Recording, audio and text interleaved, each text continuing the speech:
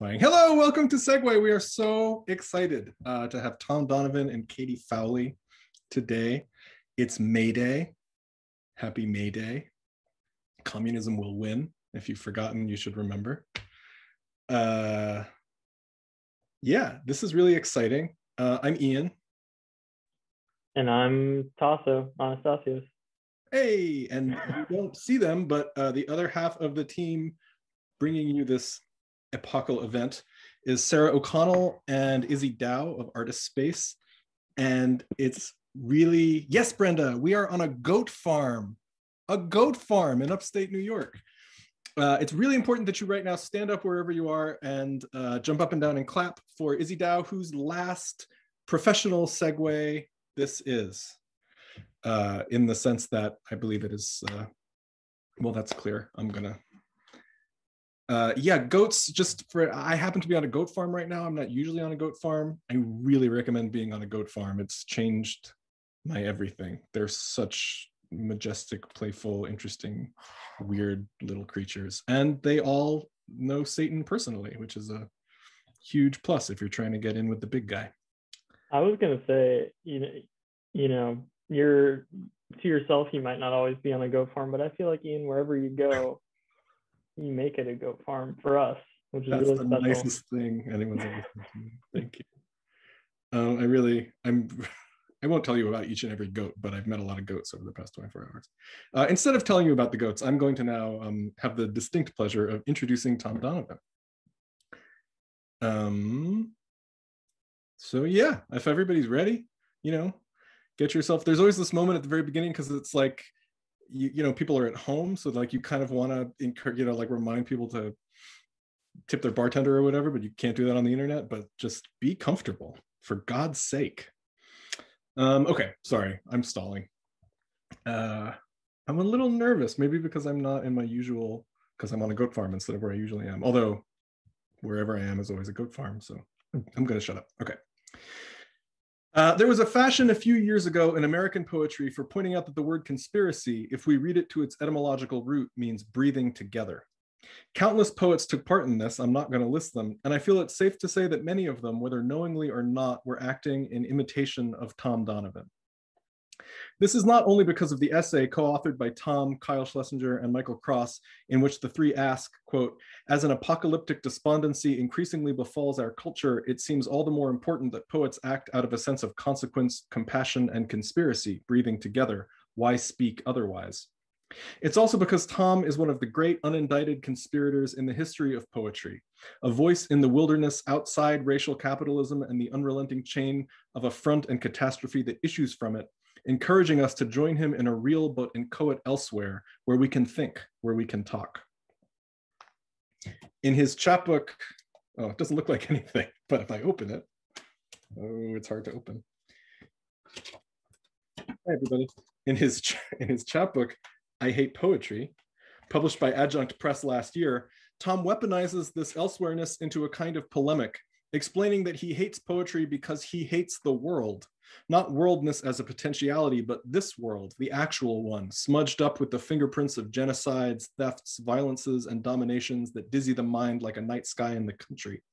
And he wonderfully suggests that we should change the name of poetry to something uglier, like how Charles Sanders Peirce, the father of pragmatism, wanted to replace that word with pragmaticism, or even forbidding it totally, like how Jewish tradition forbids pronouncing the name of God. Actually, even more than the Tetragrammaton, I like the idea of choosing a name for Thom's poetry on the model of the English word bear, a euphemism that just means the brown guy because it was thought unpropitious to say the animal's real name. Or better still, the Russian word for bear, medved, a circumlocution too, but one whose richer meaning is honey eater. This feels apt to me because in Thom's work, rich and subtly angled militant thinking meets a music informed, like that of Julius Eastman, a major subject of Thom's writing in recent years, by the Pythagorean sublimity of spheres and the dirt-encrusted realities of the daily world in equal measure. This is honey if anything is. So for the rest of this intro, I will be referring to Thom's compositions not as poems, but as medvedi. Obviously, I'm trying to be cute, but I also mean very sincerely to underscore the profound work that constitutive absences and definitive lacunae play in Thom Donovan's Medvedi. In the title Medved, this is getting funny to keep saying that word instead of poem, but I'm committed to it. In the title Medved, to his 2012 collection, The Whole, published by Displaced Press, Thom writes, contradiction became a quanta for which we use for how we are used. The privatization of our barest needs purifies blame, does not purify the world. Everything we seem to touch this nation turned to shit long ago. We need a body for this endangered consciousness, a membrane made from the failure of all this discovering, some new mode of gathering in what remains. Thom's 2017 book, Withdrawn, is to me the key book of Medvedi to emerge from the Trump era, during the Trump era, that baffled and fart-like epoch during which it became fashionable to declare oneself suddenly political, as though the terms of that suddenness were not themselves already a deep and legible history of political alignment. What world ends so we can create, Thom asks, alive ever to the phenomenal destruction that must underwrite meaningful societal change? As I think in all of Thom's work, what makes the coherence of elsewhere and the possibility of a better world meaningful here is the possibility of conspiracy, of breathing together. Conspirare in Latin is also a musical term that means to intone in unison. The possibilities of outside connection are always and polymorphously musical, erotic, productive, political, affective. Thom writes, a glory hole if I am blind to no suffering, writes these lines someday someone will know what they mean, contemporary to them, but maybe not now. Smear the world on your body. No one owns your body. I will be present to you if you promise to be present to me. When we are dead, what it matters, what we have loved. So that's the world. I'm running out of time here, but I also want to say that Thom's anti-memoir Left Melancholy, the first 2 volumes of which are forthcoming from Interstitial Press, is a work of extravagant solidarity, piecing together shards of affect, logos, retreat, and collaboration fragmented by capitalist domination into something imbued with that rarest and, thank goodness, most unfashionable valence, truth in all its multiplicity and anger. How fortunate we all are to stand on the ground floor of its burgeoning indispensability. Thom Donovan's books include The Whole and Withdrawn. C.A. Conrad declared Thom's The Whole to be co-sexiest poetry, meaning co-sexiest Medved of 2011, along with Samantha Giles's Herdis Addo. Besides an author of crucial American Medvedi, he is a respected art critic, rabble-rousing marginal academic, encourager of strikes, implacable advocate for the plausibility of the impossible, and creator of fledgling temporalities outside capitalism. The first 2 volumes of Left Melancholy are forthcoming from Interstitial Press. It is very important that you right now climb onto your roof and set a kite on fire to share your excitement at hearing from the dear, brilliant, and unanticipatable Thom Donovan. Thank you so much, Ian. I used to host Segue, and my approach to introducing the readers was always to, I don't know, just try to like distill some essence of their work. And I'm not sure if I was able to do that, but I feel like, you know, Ian, you're so good at that. And I just, yeah, I admire you so much as a critic and a co-conspirator. Thank you to Ian and Tasso for inviting me. Thank you to James and Segue. Thank you to Artist Space and their staff. Happy Publication Day for Ian's Forget Thee. Happy May Day. Shout out to fellow contingent academic laborers and care workers. Happy, not Publication Day, but happiness to Katie Fowley for the publication of The Supposed Huntsman, which I'm really, really excited about. And I'm excited to hear her read from that work today. What I'm gonna do is read a variation on a work I published last spring, which was a kind of plague journal. And I wrote it at the invitation of Makushla Robinson, who edited this really cool project in which she asked contributors to write something in the spirit of Boccaccio's Decameron. Yeah, as you'll see, the conspiracy in this piece has shifted considerably, especially around the kinds of care work I've done the past year with a 3 and a now 6-year-old. So that's the primary conspiracy I'll be meditating on. But yeah, thank you. And I don't know who's here, but thank you all for attending.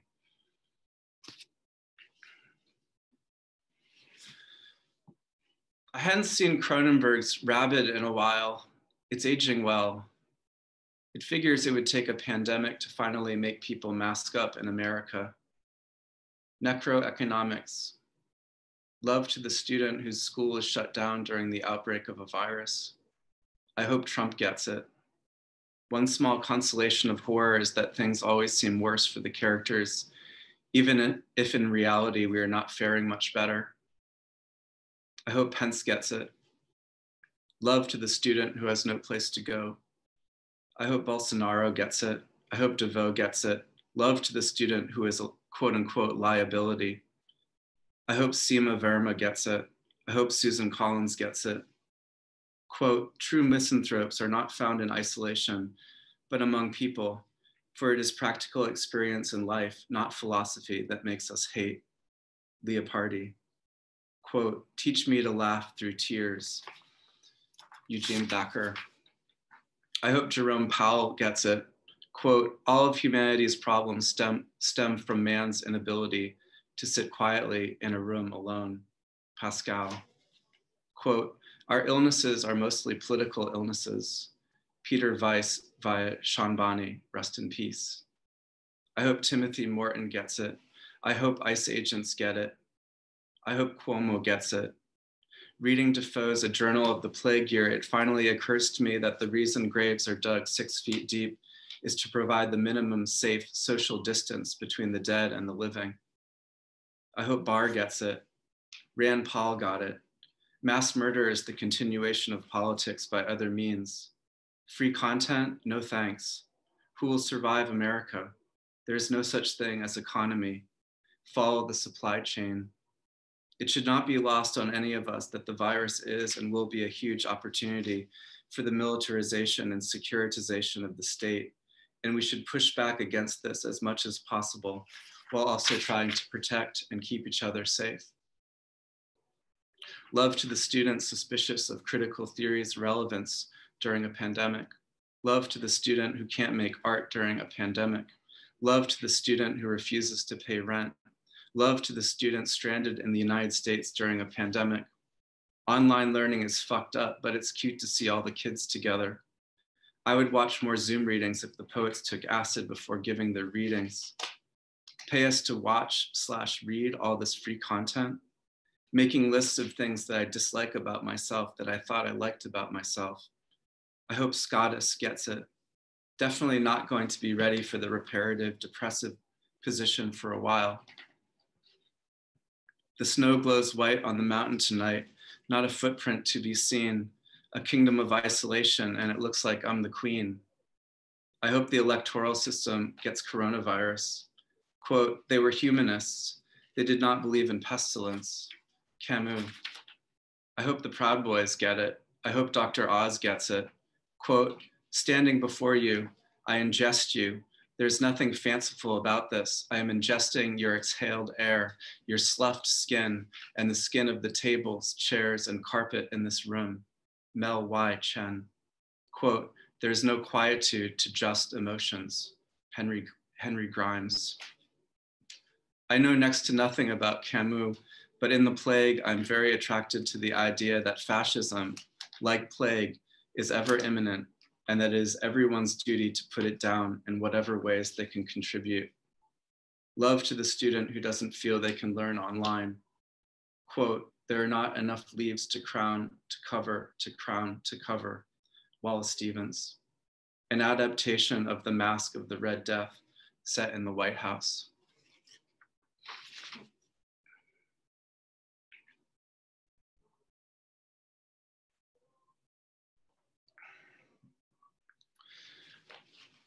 In Daniel Defoe's A Journal of the Plague Year, the author's central piece of advice his fictional journalist doesn't heed, is to flee and to keep moving from wherever there is plague.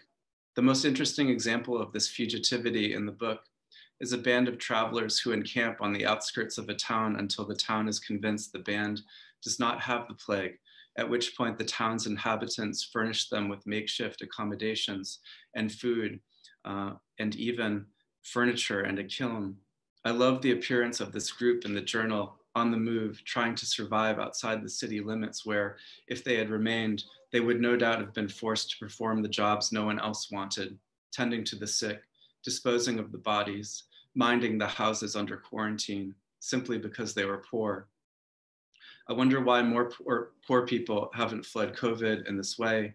Then it occurs to me that there may not be anywhere to go in a security state and constant watch of its underclasses, and that charity may not extend in our society in the same way it did in Defoe's. I want to love Boccaccio's The Decameron, which this thing I am writing is ostensibly about, or in tribute to. I mean, who wouldn't be sympathetic with a group of people taking pleasure in each other's company by telling titillating stories and playing games and dining on sumptuous meals? But when I think of the equivalent to Boccaccio's Florentine party in our present, I get a little queasy, knowing that these are the same class of people who fled the city for their homes in the country, servants possibly also in tow, or at the very least have remained in the city to bang pots and pans from their windows and rooftops every night at 7 instead of, say, volunteering to perform essential labor or putting their bodies on the line on behalf of such laborers for protective gear or safer working conditions or higher pay or additional benefits. Though I have also volunteered little to nothing, I've refused to bang on pots and pans, sensing the ultimate callousness of this, that while I appreciate the feeling it evokes quite viscerally of us all being quote unquote in this together as New Yorkers, as opposed to those who fled for their homes in the country, it also seems to cover over something, the way a wound has opened and will not close while COVID spreads under Trump's chaotic crisis governance. But while I lapse into hot take, what I'm really thinking is how I want this writing to be a poem and not a plague journal, definitely not a hot take. I want to distill something, as I believe perhaps only lyric poetry can, a kind of prosody of the past few months, which have largely been spent working, not working as an essential, or as some have more accurately put it, sacrificial laborer, but as the member of a privileged class who nevertheless has had to work much more than they normally would, and in my particular case, teach while taking care of a 2- and 5-year-old with whom, when they are not learning remotely or watching videos on an iPad or fighting with each other, I read illustrated books or work on handwriting or clean up toys or fold laundry or make our daily pilgrimage to the elephant, which is a sculpture on the college campus where we live, or chase the ghost of the college, catching glimpses of him, ? Through the windows of abandoned libraries and offices and classrooms, or pick flowers, or play tag or pirate or hot and cold, or eat what seems like constantly, or sleep until the late morning, or make up songs with an electric guitar and synthesizer, or make up stories, our favorites being the one about the man with leaves for a face and how you can play with a pet ant, and about a troll who lives behind a little black door that we see on our walk on campus every day, as though these stories comprised our own modest Decameron, albeit without the sexual politics and critique of church and state and shaking up of social hierarchies and all the things that no doubt drew Pasolini to it when he made his film. During the walk, we rap on the little black door, which is of course locked and probably contains electrical or irrigation equipment, 3 times that magic number. And in our story, we will imagine later that there is a rap 3 times on the kid's bedroom closet door, which makes the reader think that there is some kind of passage that connects the little black door on campus and the kid's closet. In another story, I retell the scene from Jordan Peele's Us when the young girl encounters her double in the funhouse and the double takes over her life. Only in the version I tell my daughter, she is playing a game of hide and seek and hides for too long. When she returns to her family, she peers through the kitchen window where she sees her double ingratiating herself at her family's dinner table, passing as her. Imagining things and making things up is obviously a big deal, at this stage of childhood. And I often wonder what, if any, impact these stories will have on my children later in life. Perhaps because I was fascinated with monsters when I was their age, I also want them to enjoy making up quote unquote silly, scary stories and Scooby-Doo and classic horror films that aren't too violent, like Night of the Living Dead and Nosferatu and Invasion of the Body Snatchers. Yet while making up the stories, I realized the real monster, and what will obviously probably traumatize my children more than anything else, is the quarantine. Seeing their friends and teachers Brady Bunch-like on a small screen, being told that they cannot come within 6 feet of a potential friend or pet a friendly dog, not hugging their grandparents or extended family for months, barely leaving the house. On the 3rd day of the quarantine, my daughter plucked out half of her eyelashes in her left eye, and I thought kind of looked like a monster, possibly Jason Voorhees when he was a boy. It wasn't for weeks before she would FaceTime with my parents again, and the eyelashes started to grow back. Early in the quarantine, I wrote on Twitter, one small consolation of horror is that things always seem worse for the characters, even if in reality we are not faring much better. And it really has been a balm to watch horror films throughout this period, starting with Cronenberg's Rabid. In Rabid, I can appreciate how the science of plague is conveyed to us. The woman who has the emergency skin graft after the motorcycle accident, who must seek out hosts to feed the parasite living in her armpit, illustrates the notion of patient zero. Just as in Outbreak, Dustin Hoffman and Cuba Gooding Jr. must track down a monkey in the woods of Northern California so they can cultivate the antibodies necessary for a vaccine from the virus's original host. The comfort I derive from these films is that they tell me something about my immediate present. So too, in many of the books I have been reading, I can relate to the circumstances of the characters in ways that I normally can't, gleaning useful information from their predicaments. Like in Connie Willis's The Doomsday Book, one is forced to think about how a virus travels and is eventually contained by a metropolis. Or in Camus' The Plague, one cannot help but see certain correlations between the treatment of plague and the treatment of social diseases, diseases of the social body, such as fascism. I'm keenly aware during the doctor's narration, for instance, that when he recognizes the banality of his and others' duties, he is really talking about the fact that everyone must do something, however quotidian and thus unheroic, to quell the upsurge of fascism. In Sylvia Townsend Warner's The Corner That Held Them, as in the Decameron, I am less aware of the plague itself than the daily rhythms of life held in common, where the characters' relationships and personal lives, while distinct, also have a tendency to blur before the close-ups and long shots, as Robert Gluck says of his own approach to description in his Marjorie Kemp of the narrative. Though it doesn't envision plague per se, the post-apocalyptic landscape of Octavia Butler's Parable of the Sower reminds me that we should have been preparing for what is happening much sooner. The protagonist's Cassandra complex, the fact that she continually sees her own circumstances and the circumstances of her community much more clearly, in fact brutally, than the other characters, makes me wonder about all the preparations I wish I had made and that I may still need to make.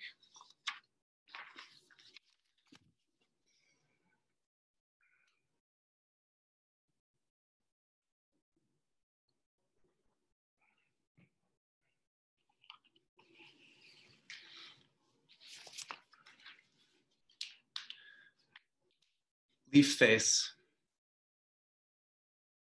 There was a man who wore leaves on his face. No one knew why, but they liked to imagine, especially the children of his town.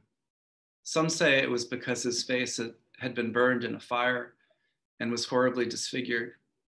Others that he lived in the forest and used leaves for camouflage. Another rumor had it that he loved plants so much that he wore them all over his body and not only on his face. It's just that he was wearing clothes so you couldn't see the other leaves. Some say he did it because the leaves felt nice on his face.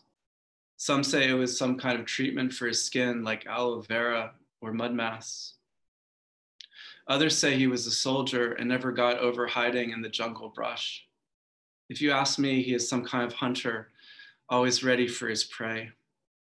One day I decided to follow Leafface around to see what he did every day and to find out why he wore the leaves. In the morning, he walked outside his door to retrieve a newspaper on his front lawn. After that, he went to work, a plant store downtown where he was a gardener. Peering through the greenhouse windows with my binoculars, it was difficult to tell him apart from the plants as he watered and pruned them. On his lunch break, he dined outside at a vegan restaurant where he ate a leafy green salad and drank some kind of green juice, probably spinach or celery or wheatgrass. After his workday, he headed to the woods where I followed him on a hike, being careful to stay many steps behind, lest he notice me. His steps were so gentle as he traversed moss and ferns, wildflowers and brush.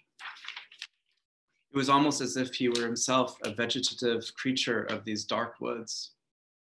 When finally evening fell, he headed back to his car and drove home. Peering into his house, I marveled at his many plants and flowers, succulents and small trees, like a greenhouse in a house or a human-sized terrarium. Crouching by his bedroom window to get a better look, I noticed tattoos all along his neck and arms and back. They were of vines and roots, thorns and brambles. Just then, a branch snapped under my feet. Slowly, the man made his way into the house. His front door opened, and he glared at me, his eyes peeking through the mask of leaves. Creeping towards me, he said, "You there, why have you been following me all day, and why are you sneaking around my house?" Embarrassed and a little scared, I blushed. "I'm sorry, sir. I just really wanted to know why you wear leaves on your face." With that, a large smile crept across his face, or at least I think it did. It was difficult to tell with the leaves, and since it was dark. "Would you believe me if I told you it was because I was shy?" With that, he closed the front door and drew all of his curtains. I didn't follow him again, respecting his wish to be left alone with his beloved green creatures behind the mask that protected him from the world. And I should just say that that story is based on an image by the artist Pip Ryan. What can you do with a pet ant? Well, lots of things actually. You can place your finger near it and wait for it to climb up your finger to your arm and walk around until it tickles just a little and then let it down gently. And you can feed it things it probably likes, like grass and tiny breadcrumbs and maybe even some fruit. I'm not exactly sure what an ant likes to eat. And if you can find another ant or multiple ants, it might be possible to have a race. That is, if the ants don't march off in a million different directions.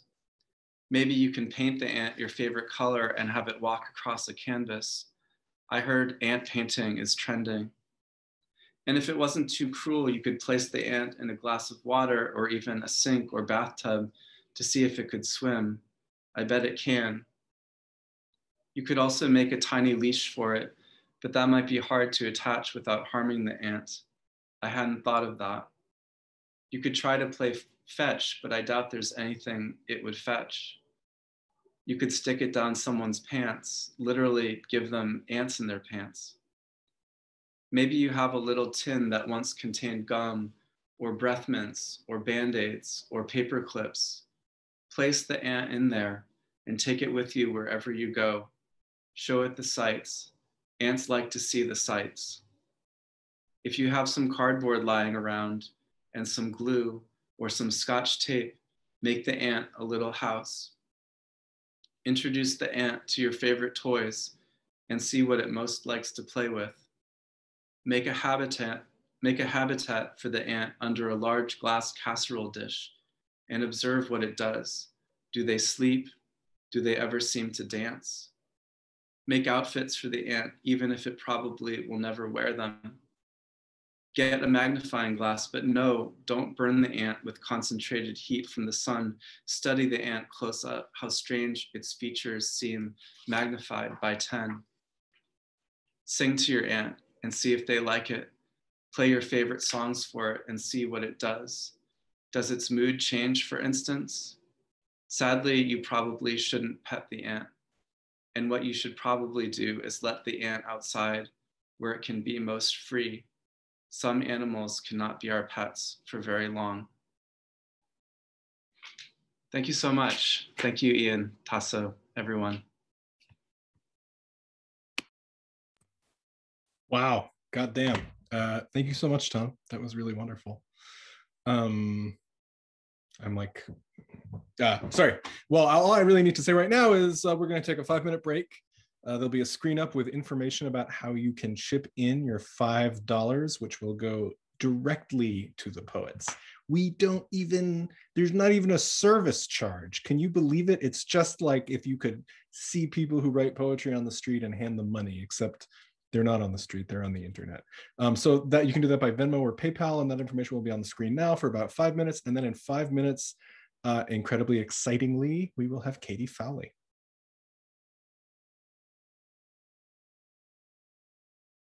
Hey everyone, welcome back to the Segue experience. We just had Thom Donovan read some incredible poems. Thank you, Thom. And it is now my pleasure to unveil, reveal, present Katie Fowley's work, her new collection. And I was, gratefully able to be there sort of as an assistant as this collection was being formed, running coffees and stuff. So I sort of had an interesting look into it, which I'm going to try to present in this sort of mini lookbook. And hopefully share some of these sort of behind the scenes experiences that'll help you set the stage for this collection, which is to say that now I'm realizing it's sort of paradoxical. One can't even begin to set the stage for a new kind of staging. So yeah, here we have, this is sort of Supposed Huntsman. Katie Fowley releases first full-length collection, spring, summer 2021, styled by herself through all these photos and photographed by an amazing photographer, Katie Taylor. So yeah, the production company, Ugly Duckling Press, brought on Katie Fowley as lead designer. And again, to reiterate, she's an absolute force. I'll just share this little anecdote and we'll move through some of these slides. But the first sort of meeting, we came together to conceptualize the line, and everyone was thinking gray basics. People are coming back out from the pandemic and they want to be sort of subtle and they want something they can be confident about. But Katie comes in 15 minutes late to the meeting. She sort of stomps in without saying anything. She nonchalantly climbs onto our big sort of office meeting table, like you can see here.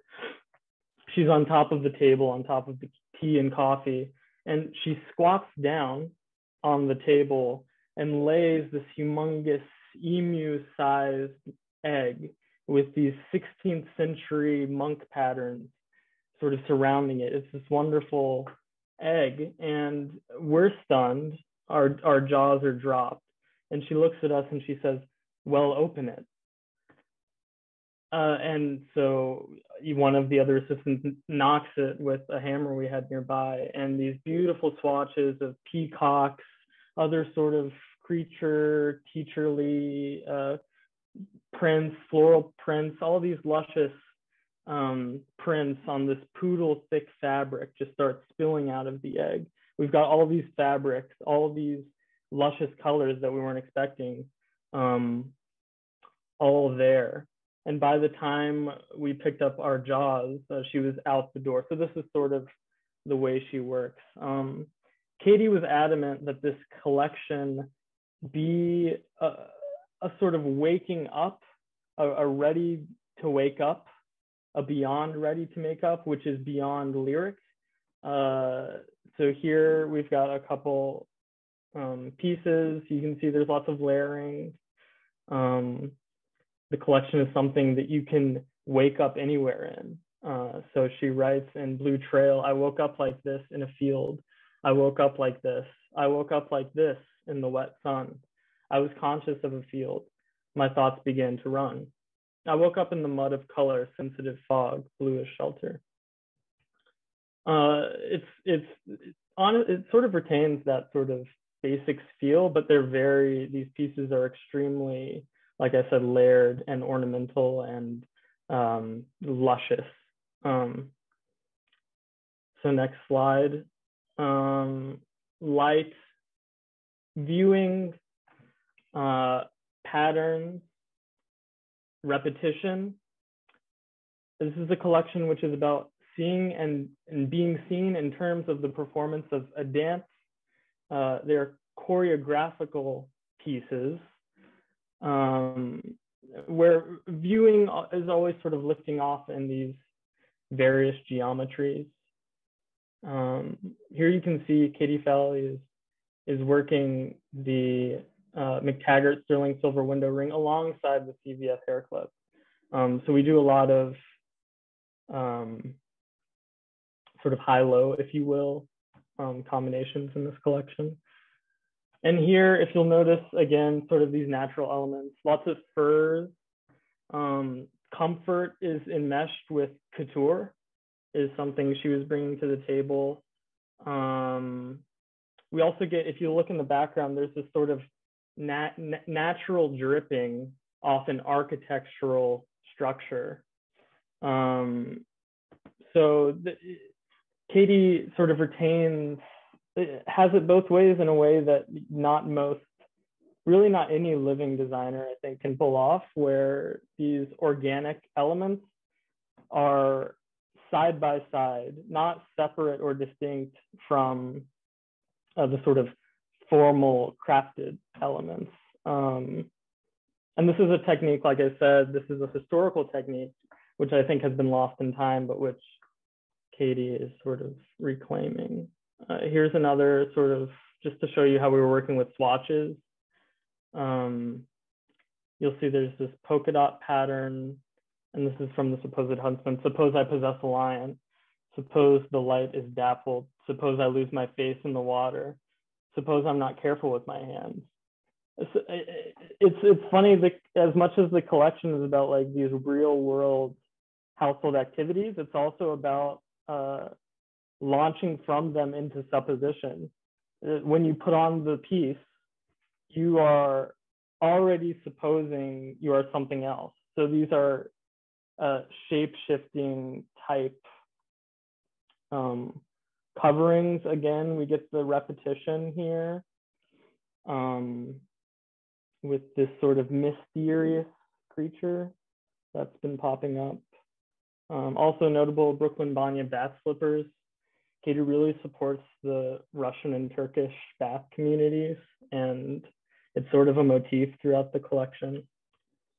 And lastly, again, this is sort of on the sense of comfort couture.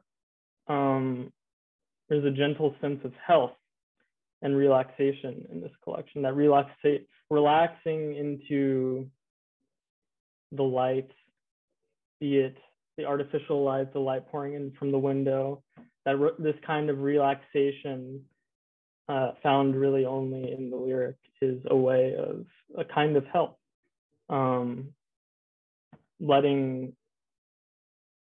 Letting it fall on you. This clothing allows for an enmeshment or entrenchment in the artificial and in nature. It's sort of highly stylized, but also you can wear it anywhere. And we'll end here. Katie Fowley is the author of the chapbook Dances in Parks with Diaz Press. Her poems have appeared in Fence, No Deer, The Atlas Review, 6x6, Cosmonauts Avenue, and elsewhere. She's been awarded residencies and fellowships at the Saltonstall Arts Colony in Ithaca, summer literacy seminars in Vilnius, and Mount Lebanon residency in New Lebanon. Katie teaches English and poetry to high school students at the Hudson School. The Supposed Huntsman is her first full-length collection. Please put your arm appendages together for the one, the only Katie Fowley. Thank you. Thank you so much. Thank you, Tasso. That was amazing. Wow. That was very thrilling to see that lookbook for the supposed huntsman. So thank you to Tasso, and thank you to Ian, and thank you to Thom. That was such a beautiful reading. I loved that reading. And it was just, yeah, so generous and beautiful. Thank you to James and Segue, and thank you to Sarah and Izzy and Artist Space for putting this together and making it happen. And happy May Day to everyone. An exciting day. So I'm gonna get started. And Thom, some of those poems you read, like the leaf face one and the what can you do if a pet ant, got me thinking, because in this book I'm also kind of interested in childhood, and the epigraph of my book is actually from a 3-year-old who I used to take care of as a nanny, and her name is Paloma. So I'm going to start by reading that, which is just like words that came right out of her mouth. They were afraid in the deep, dark woods, but luckily they found the joy of the heart. The joy of the heart is little marks on the tree, red 'cause the house is red, so they were safe enough. And then Gretel went back to sleep, but it's a different heart. It's called the elephant heart, trail of red bits. Then Gretel woke up. She saw her parents.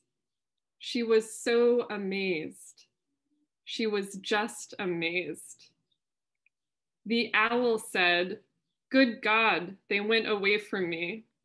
But everyone was so, so, so amazed. So that's from Paloma when she was 3. She's 9 now, or 10, almost 10. Okay, so now I'm gonna read some poems from this book. And also, some of these poems are also inspired by Brothers Grimm fairy tales, including the character of the simpleton in these fairy tales. So this next one is called Simpleton. I am going to Simpleton to find something better than death. If I make music, it will have full play. For anything I know is stolen. For anything I know falls in the kettle, is devoured by the hungry dog. I am traveling to find something better. To find something better, the bird refuses to work. For anything I know is fast upon me. For anything gusts. For anything moves in the throat. I am traveling to find a better dog. I am traveling to find the antidote. I am traveling to learn how to shiver. For anything I know, I long to be there. For anything I know, I am a scholar. Make me into soup for the morrow. I will suit myself to the times. Okay, and so I really loved the spirit of Tasso's rogue introduction today. And so in honor of that, this next poem is Rogue. Every animal is deadly, even the shapeshifter. The rogue animal sprints into the swamp, into the meadow, into the breeze. On the island, a rogue white horse ran across my field of vision. He eyed me. A decomposing pheasant wing, a fresh start. The rogue master has stripped my belief, has stripped the pawns, the silent brain-eating amoeba. My best thoughts are rogue thoughts. My best thoughts are sad. I have a roguish wish, the voices of neighbors already risen, the children. I've left behind my vision, am bald as an ant. I have a roguish faith, a herd of miniature donkeys. I have come to a standstill, somewhere furred and visual.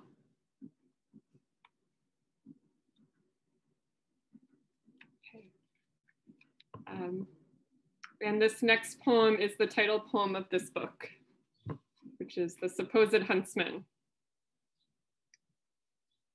Suppose I am a huntsman. Suppose I am possessed by a lion. Suppose I am rude and disoriented at my wedding. Suppose I like to hunt. Suppose I possess a lion. Suppose the light is dappled. Suppose I lose my face in the water. Suppose I am not careful with my hands. Suppose I desire water. Suppose I foreclose in a shady arbor. Suppose I am really myself with a head full of brains. Suppose the flies cough in flashes of sensuality. Suppose these are my legs. Suppose I am an ever-available spring. Suppose I generate feelings. Suppose a dog stops to listen. Suppose a lion possesses itself. Suppose a lion possesses 6 out of 7 deadly sins. Suppose my sin is the deadliest. Suppose I drip with masculinity. Suppose I believe in a larger wedding. Suppose I believe in rapid heat. In figure and stature, I resemble a hammer. In figure and stature, I could be a king.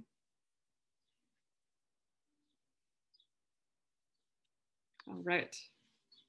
Salt bath.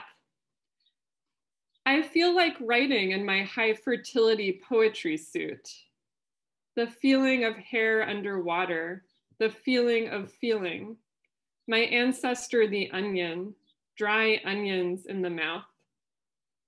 Ancestral onion, time spent alone and salty.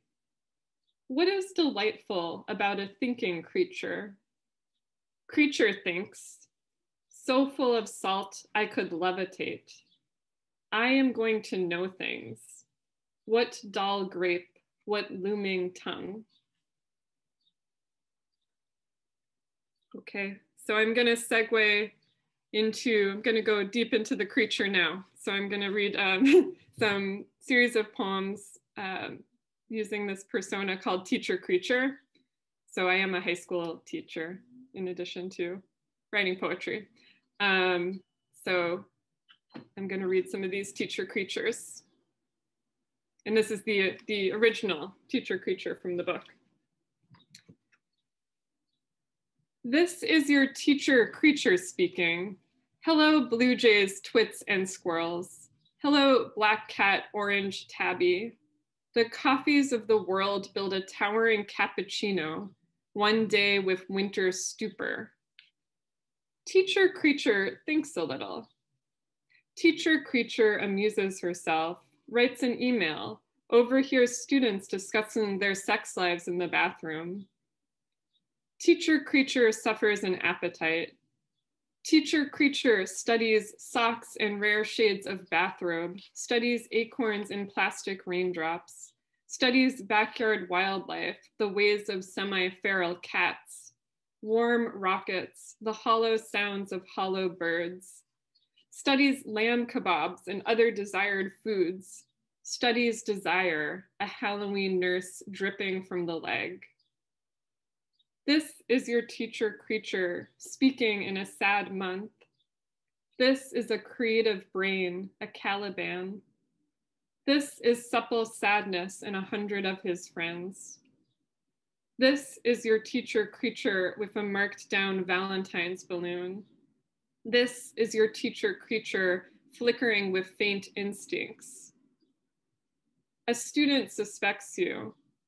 If my teacher is a creature, then who is this? I am bereft as sweaty bath slippers, as the robust bird, as the lost carpet, as the stomach. Evidence of the creature. She arrives silently in the shower. She is 20% brighter than oxygen. What was it you wanted to see? Everyone else had smoother feet and bones. This is your teacher creature, neither deep nor salty. This is a loose head. This is a creature smelling of teeth. This is a teacher unnaturally healthy.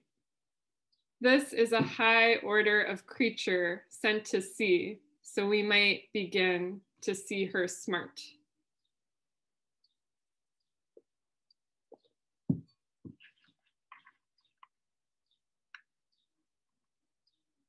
Okay, some more teacher creatures. Teacher creature in Corona. What is this new thing called free time? Teacher creature is hungry and smeared with blue light. The dust of Fridays, the drip of Fridays, the silence of Fridays, the arrival of food. Teacher creature nibbles on a lemon rind, watch a dystopian dating show, does downward dog, sits online zazen, talks to her therapist about her first date in 6th grade. She doesn't name him, but his name was John Mayo, and it set the tone for many future failures. Teacher creature plugs into Zoom, puts a pillow over her liquor cabinet. Creech dreams of her ex-boyfriend again, spends an hour searching her hard drive for pictures from Wuhan, summer 2010. Finds her journal instead, a detailed account of how many times they fucked and the quality, ferocious mosquitoes, arguments, mysterious yeast infections, tunnels, edible snakes and sea urchins, Proust. Teacher spends a night reenacting 12th Night with tiny plastic animals before abandoning it. Teacher is awarded a delivery slot from Fresh Direct and feels euphoric. Teach works on a collaborative poem with her partner entitled Calm Coital. She wonders what the kids will think of Rambo. Creech takes 1.5 Prozacs in the morning, 1 to 2 GABAs at night, and half a Lorazzi on bad days. Creech jokes about peeing in bed and eating her partner's clothes. At night, I sneak into your underwear drawer and nibble little holes of interest. That was sort of an early pandemic poem. And here's another one. The next day she sees them, 3 baby raccoons. No owl thinks I am an owl. No owl thinks of me and my cold shawl. No owl sends its condolences. No owl dips in the musk green pond. No owl fraternizes at my vernal parties. No owl drinks seltzer flavored with real fruit or a bowl of senior dog food. No owl makes itself known to me. Teacher creature wonders, beetle or tick, observes glamorous yoga photo shoot by pond, finds reprieve in the shade of a maple, eats a bagel, wanders into the Camperdown elm. Camp kids cluster in orange t-shirts and masks. Park workers denude the pond.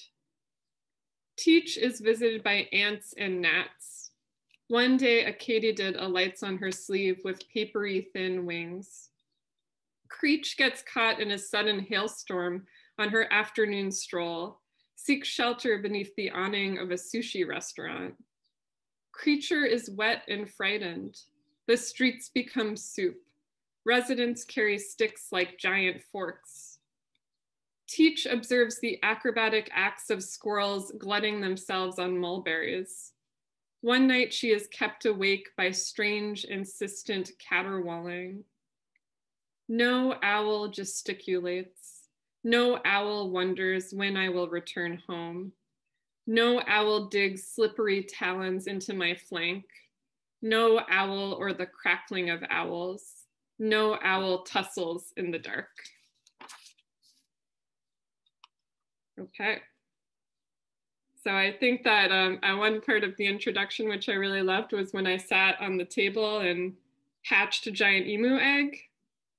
So I feel like I must read this poem in honor of that. So this is called Emu. Who is that dark emu drifting in my neighbor's coat?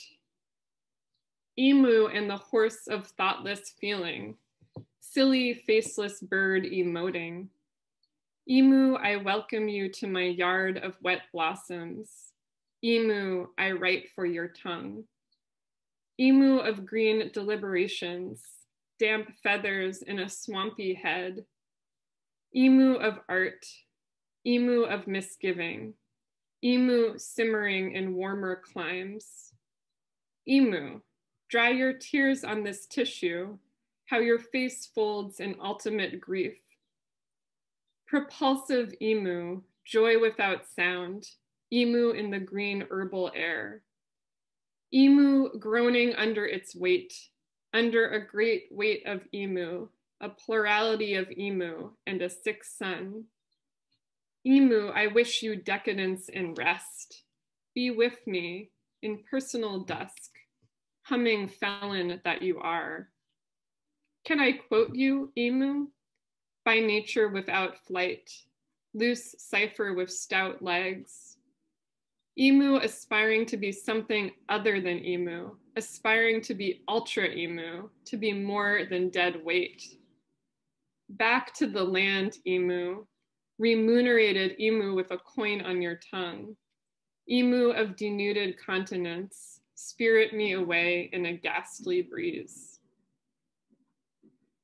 I'll be sorry to see your meat on the menu. Emu, my cousin, in the tongues of the church. Emu in the molten dawn.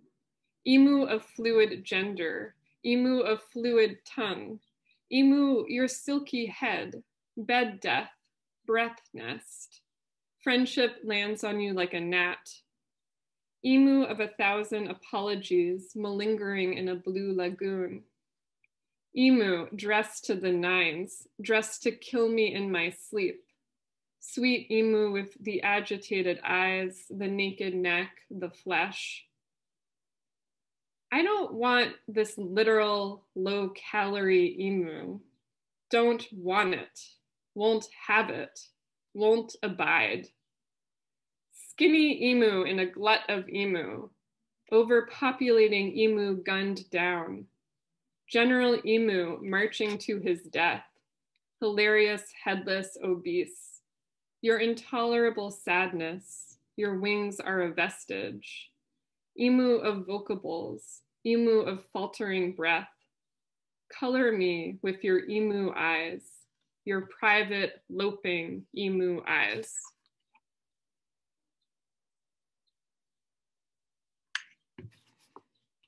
All right.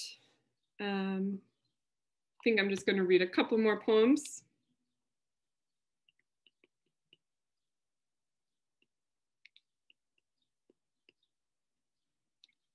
Mary would not.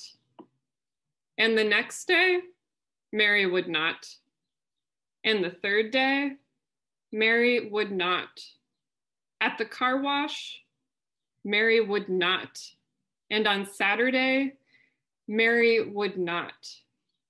Come with me, Mary, and sit upon my bushy tail. Mary would not. She would not migrate. She stood planted to the voluptuous ground. Mary would not quit this life. Mary would not marry. She conceived a great love. She microdosed on holy basil and plunged into the pond. Mary would not count her blessings. Mary dressed in Viking garb and ran into the wood.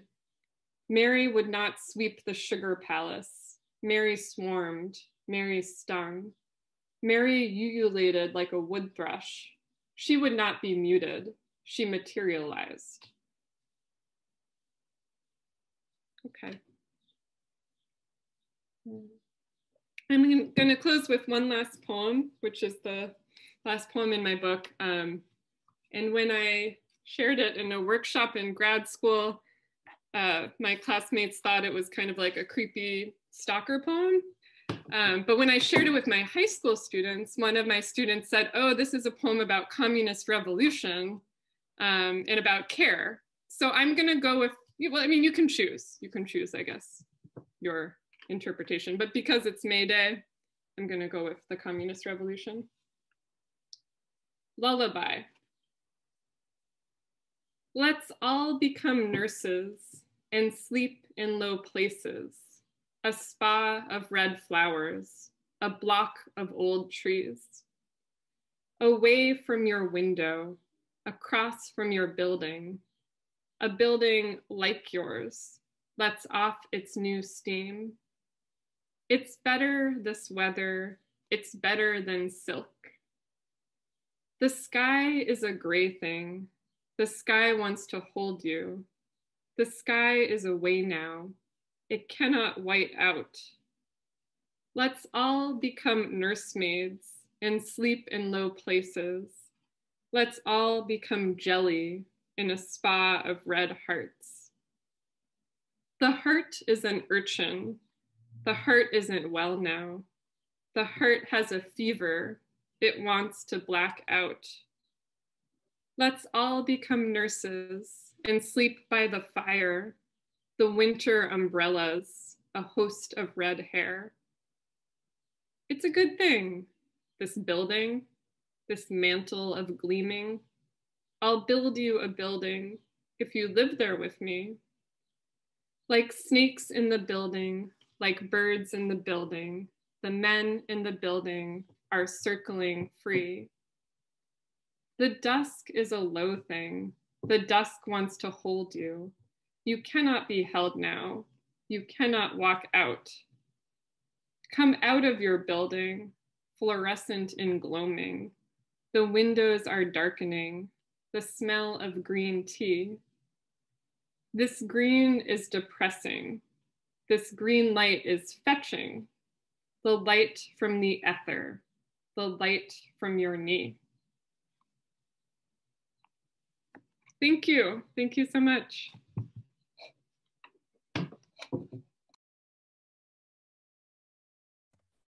Wow. Yeah. Hey. Hell yeah. Ian, I can hear all the goats in your farm are going nuts right now. Is that what I'm hearing? This goat farm are going crazy. Actually, true story. The goats aren't. I mean, the goats would go crazy if they spoke English and could hear this Zoom, but neither is true of goats.